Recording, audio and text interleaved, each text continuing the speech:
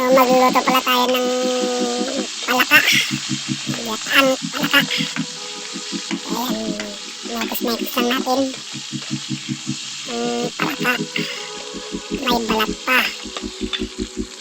Sagyan natin ng siling labuyo. Ang palasa at bawang at onion o di kaya sibuyas. Pagluluto natin ng palaka dito sa amin sa probinsya, the best talaga ito pampulutan.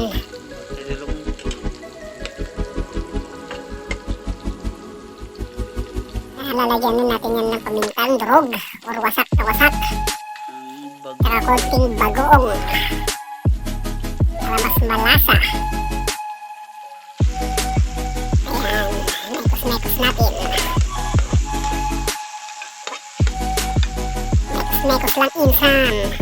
Lagyan natin ng siling haba tsaka oyster mushroom.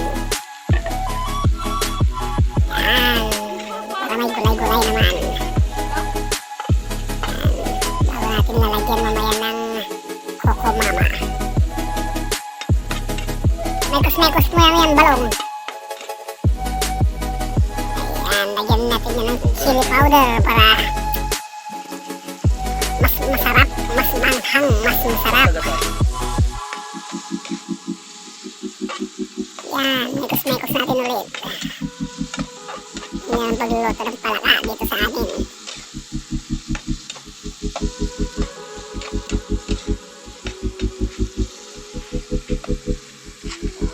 Lalagyan natin yun ng fresh gata o Coco Mama.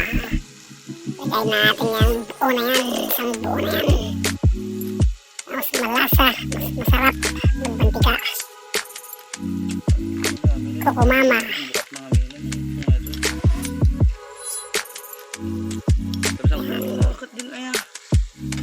Mekos-mekos lang natin ng unti para kumulay. Mamaya magiging brown na yan, magiging brown na yan. Sarapan na yan. Pwede na para sa bahaw mga yan. Mga kabagyan.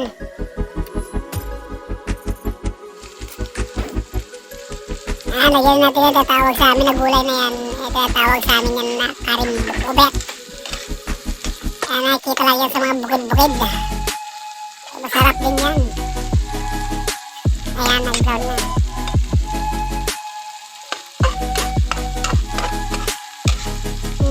Lapit ng luto.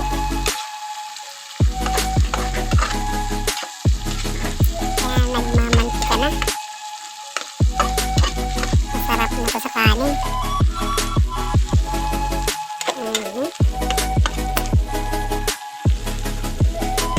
Hintayin lang natin maluto yung gulay dyan. Paghuli natin yung lagay. Bawa natin na tikman. Ayan, masarap na. Ayan, nagluto na. Ayan na yung nalabasan. Masarap naman yan. Ito rin pa yung uod ng kahoy.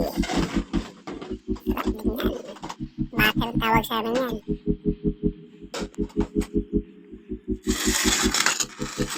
Kanin na rin. Ayan. Kain na mga kabagyan.